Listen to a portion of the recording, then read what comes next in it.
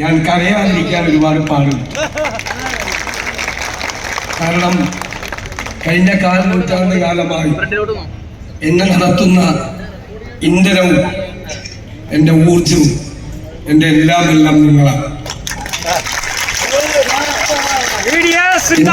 ഞാൻ ഈ യാത്ര നടത്തുമ്പോൾ എൻ്റെ മനസ്സിലുള്ള ആശയങ്ങൾ UDF ആശയങ്ങളുമായി ചേർത്ത് വെച്ച് നമ്മുടെ നാടിനൊരു മാറ്റം ഉണ്ടാക്കാൻ കഴിയും എന്നെ ആത്മവിശ്വാസം എനിക്ക് പകർന്നു തന്നതെല്ലാം നിങ്ങളാണ്.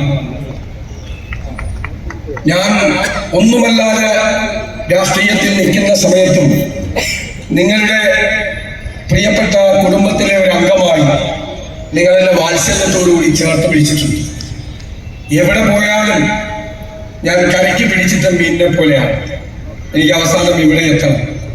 നിങ്ങളുടെ സ്നേഹത്തിന്റെ വാത്സല്യത്തിന്റെ തണലിൽ വളർന്നു വന്ന ഒരാളാണ് ഞാൻ രാഷ്ട്രീയത്തിൽ.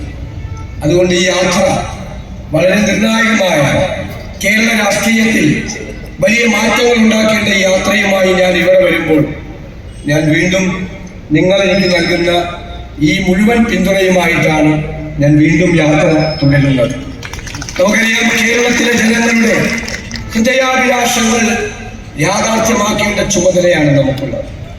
ഈ 10 വർഷക്കാലത്തെ ഈ ദുർഭരണത്തിന് അന്ത്യം കുറിച്ച് ഒരു പുതുയുഗത്തിന്റെ പിറവി കേരളത്തിൽ ഉണ്ടാകണം എന്ന് കേരളത്തിലെ ജനങ്ങൾ ആഗ്രഹിക്കുന്നു.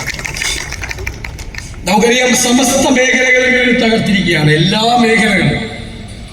ഒരു നാടിന്റെ ഘടന എന്ന് പറയുന്നത് അതിന്റെ നട്ടെല്ല് നാടിന്റെ സമ്പദ്ഘടനയാണ്.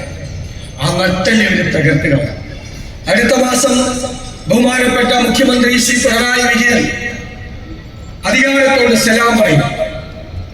അപ്പോൾ 6 ലക്ഷം കോടി രൂപയുടെ കടബാധ്യത കേരളത്തിന്റെ തലയിൽ കെട്ടിവെച്ചിട്ടാണ് പോകുന്നത്. കടത്തിന്റെ കാടാക്കയങ്ങളിലേക്ക് നമ്മളെ ചവിട്ടി താഴ്ത്തിയിട്ടാണ് പോകുന്നത്. ഈ സംസ്ഥാനത്തിന്റെ സാമ്പത്തിക പ്രശ്നം എല്ലാവരുടെയും ജീവിതത്തിൽ അത് പ്രതിഫലിക്കുകയാണ്.